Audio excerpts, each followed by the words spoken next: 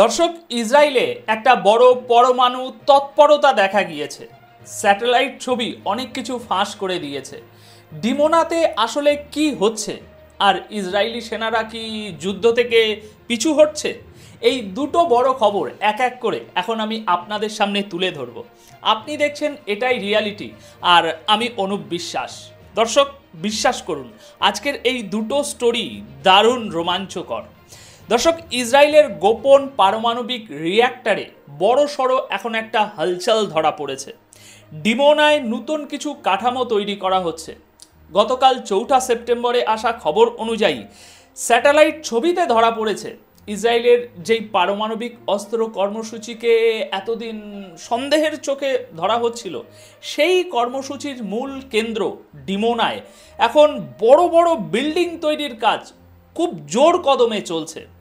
Israeli সরকার তবে এ নিয়ে এখনো কোনো মন্তব্য করেনি, কিন্তু বিশেষজ্ঞরা বলছেন এটা হয়তো নতুন কোনো হেভি ওয়াটার রিয়্যাক্টর হতে পারে, কিংবা এমন একটা পারমাণবিক অস্ত্র তৈরি করার সেন্টার যেখানে অস্ত্রগুলোকে মিসাইলের সঙ্গে সংযুক্ত করে লঞ্চ করার জন্য প্রস্তুত করা হয়, এই ধরনের একটা সেন্টার।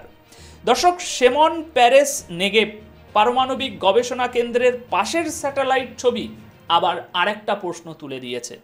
ইসরায়েল সত্যিই কি মধ্যপ্রাচ্যের একমাত্র দেশ হতে চলেছে যার কাছে পারমাণবিক অস্ত্র আছে বা থাকবে?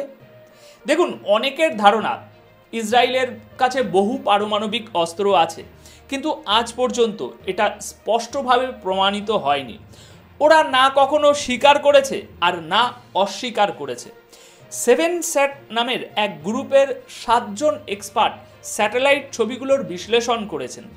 এই 7 জনের মধ্যে 3 জন বলেছেন যেভাবে বিল্ডিংগুলো তৈরি হয়েছে বা তার অবস্থান, মাপ আর কতগুলো ওই বিল্ডিংয়ে তলা আছে, এসব দেখে সবচেয়ে বেশি সম্ভাবনা যেটা বোঝা যাচ্ছে, এটা সম্ভবত একটা নতুন হেভি ওয়াটার রিয়্যাক্টর, যেটা প্লুটোনিয়াম সহ অন্যান্য উপাদান তৈরি করতে পারে, যেগুলো পারমাণবিক অস্ত্র বানানোর জন্য দরকার।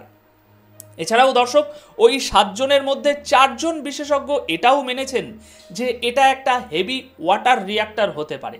তবে পাশাপাশি তারা এটাও বলেছেন এটা একটি পারমাণবিক অস্ত্র কানেক্ট করার সেন্টারও হতে পারে। তবে যেটাই হোক না কেন, এই দুটো সম্ভাবনাই কিন্তু ভীষণ ভয়ঙ্কর। দর্শক, ইসরায়েল কখনোই তাদের কাছে পারমাণবিক অস্ত্র আছে কি নেই সেটা স্বীকারও করে না, আবার অস্বীকারও করে না।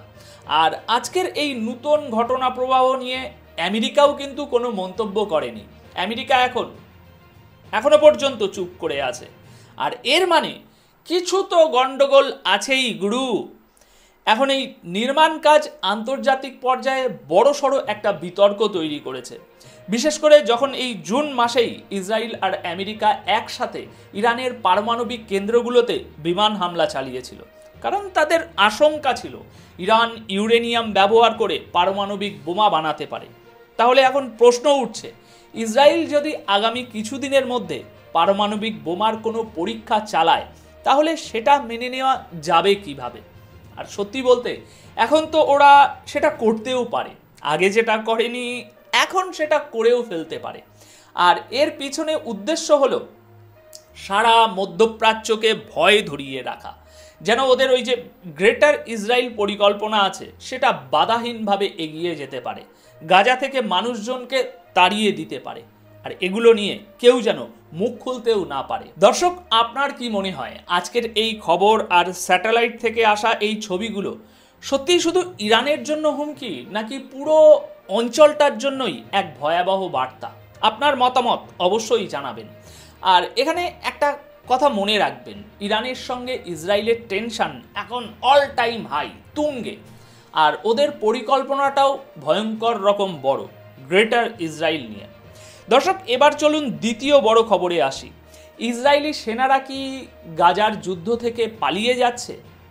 দেখুন, ইসরায়েল আর আইডিএফের জন্য এখন সময়টা বেশ কঠিন, কারণ গাজা সিটি দখলের পরিকল্পনায় তাদের সামনে এখন একটা বড় বাধা এসে দাঁড়িয়েছে। ইসরায়েল আর নেতানিয়াহুর প্ল্যান ছিল গাজা সিটি দখল করার, কিন্তু আইডিএফের বর্তমান অবস্থা দেখে মনে হচ্ছে এই প্ল্যানটা এখন কঠিন চ্যালেঞ্জের মুখে। আর এর সবচেয়ে বড় কারণ হলো সেনা আর ভারী অস্ত্র সরঞ্জামের তীব্র অভাব। একেবারে ঘাটতি পড়ে গেছে ভাই। অর্ডার দেওয়া সত্ত্বেও অনেক সেনাই ডিউটিতে যোগ দিচ্ছে না, কারণ তাদের কাছে গাজায় গিয়ে প্রাণ হারানো হচ্ছে, যুদ্ধ না করাটাই এখন ভালো মনে হচ্ছে। দর্শক, গতকাল 4 সেপ্টেম্বর ইসরায়েলি পত্রিকা জেরুজালেম পোস্ট কি লিখছে জানেন? শুনুন, আর পারলে নিজে গিয়ে একটু পড়ে আসুন, আরও ভালো লাগবে। দর্শক, রিজার্ভ সেনারা ধীরে ধীরে খুবই ধীর গতিতে আসছে। নতুন করে কল আপ দেওয়া হলেও রিজার্ভ সেনারা আগের তুলনায় অনেক কম সংখ্যায় আর কম গতিতে ডিউটিতে যোগ দিচ্ছে। মানে আগে যেমন আসতো, এখন সেই তুলনায় অনেক কম। আর যারা আসছেও তাদের সংখ্যাও খুবই কম, একেবারে হাতে গোনা। দর্শক, বেশিরভাগ রিজার্ভ সেনা এখন পঞ্চম বা ষষ্ঠ রাউন্ডে গিয়ে সার্ভিস দিচ্ছে। আর শত শত সেনা যুদ্ধের ক্লান্তি, পারিবারিক দায়িত্ব, চাকরি বা পড়াশোনার কারণে ইসরায়েলি ডিফেন্স ফোর্সে ফিরে আসতে পারছে না। কিছু কিছু রিজার্ভ ইউনিটে সেনাদের সংখ্যা 50 থেকে 70% পর্যন্ত কমে গিয়েছে। এবার ইসরায়েলের আরেকটি পত্রিকা টাইমস অফ ইসরায়েলে ছাপা এই অংশটা একটু শুনে নিন, যা আপনাকে সত্যি অবাক করে দেবে। দর্শক, এই প্রতিবেদনের মতে গাজা সিটি দখলের জন্য আইডিএফ যে পরিকল্পনা করেছে তার বিরোধিতা করে শত শত রিজার্ভ সেনা ঘোষণা করেছে যদি তাদের গাজাতে চলমান যুদ্ধে পাঠানো হয় তাহলে তারা ডিউটিতে যাবে না। দর্শক, এই কথাটাই এই পত্রিকায় ছাপা হয়েছে, ঠিক এই ভাষায় লেখা হয়েছে। তারা পরিষ্কার করে বলেছে যদি ডাকা হয় আমরা যাব না।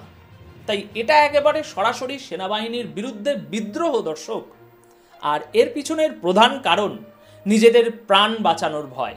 যারা আগে যুদ্ধ চলাকালীন সার্ভিস দিয়েছে তারাই এখন প্রকাশ্যে বলছে আমাদের আবার ডাকা হলেও আমরা আর ফিরছি না, আমাদের মধ্যে কেউই আর যুদ্ধ করতে চায় না। দর্শক, বিদ্রোহের জন্য একজন সৈন্যই যথেষ্ট।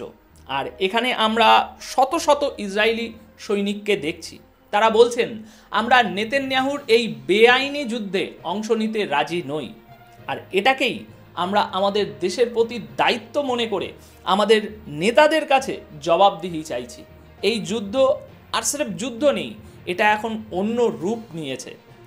দর্শক, এমনটা কিন্তু মোটেই না যে ইসরায়েলের সেনাবাহিনী ফুরিয়ে গেছে, কিন্তু যখন মনোবল ভেঙে পড়ে তখন একজনকে দেখে আরও অনেকের উপরে সেই একই প্রভাব পড়ে, তাই না?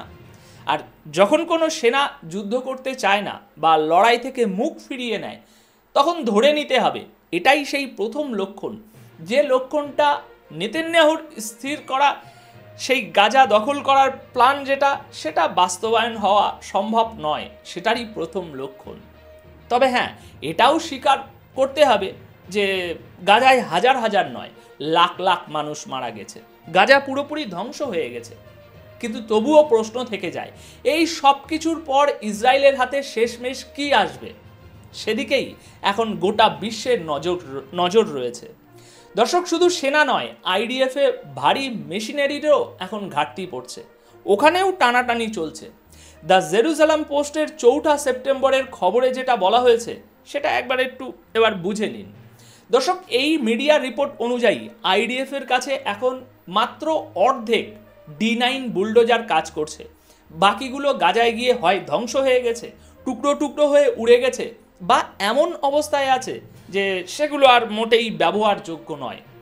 এখানে জেরুজালেম পোস্ট লিখছে বেশিরভাগ বুলডোজার অতিরিক্ত ব্যবহারের কারণে নষ্ট হয়ে গেছে, আর এই বুলডোজারগুলো ব্যবহার করা হয়েছিল ফিলিস্তিনিদের ঘরবাড়ি গুড়িয়ে দিতে, ধ্বংস করে দিতে।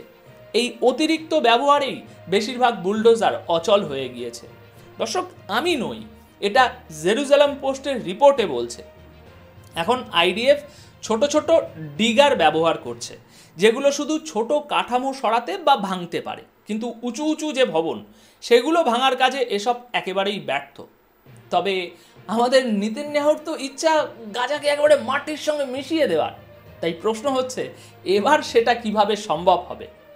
গাজা সিটিতে এখন আইডিএফের জন্য ভয় একেবারে চোখ রাঙাচ্ছে। একদিকে সেনার অভাব, অন্যদিকে যন্ত্রপাতি সীমিত। আর গাজা সিটিতে এভাবেই দীর্ঘ সময় দখল ধরে রাখা হলে সেটা হবে আরও ভীষণ বিপজ্জনক। দর্শক, এই মুহূর্তটা ইসরায়েলের জন্য সত্যিই খুব কঠিন সময়। সেনারা যদি যুদ্ধ থেকে পিছিয়ে যায় বা লড়াই করতে দ্বিধা করে, তাহলে সেটাই হবে ইসরায়েল দেশের মানসিক পরাজয়ের প্রথম লক্ষণ। আর অন্যদিকে ইসরায়েলের ভিতরে যেভাবে সাধারণ মানুষ প্রতিবাদের রাস্তায় নামছে, দুদিন আগের প্রতিবেদনে আমি আপনাদের স্পষ্ট করে সেটা দেখিয়েছি। এই বিষয়টাই স্পষ্ট করে দিচ্ছে এখন বেশিরভাগ মানুষ গাজার এই চলমান যুদ্ধ নিয়ে একেবারে বিরক্ত আর ক্লান্ত হয়ে গিয়েছে। তারা চায় একটা নিরাপদ জীবন, আর তাই যুদ্ধ থেমে যাক। এই আকাঙ্ক্ষা থেকেই তারা চাইছে যেন দ্রুতই যুদ্ধবিরতি হয়। এখন দেখা যাক নিজের জনগণ আর সেনাবাহিনীর এই অবস্থার সামনে নেতানিয়াহু ঠিক কবে হাঁটু গেড়ে বসেন।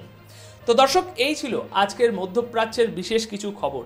এই প্রতিবেদনের বিষয়ে আপনাদের যদি কোনো মন্তব্য থাকে, অবশ্যই তা কমেন্ট বক্সে লিখে জানিয়ে যাবেন। ধন্যবাদ আপনাদের সকলকে।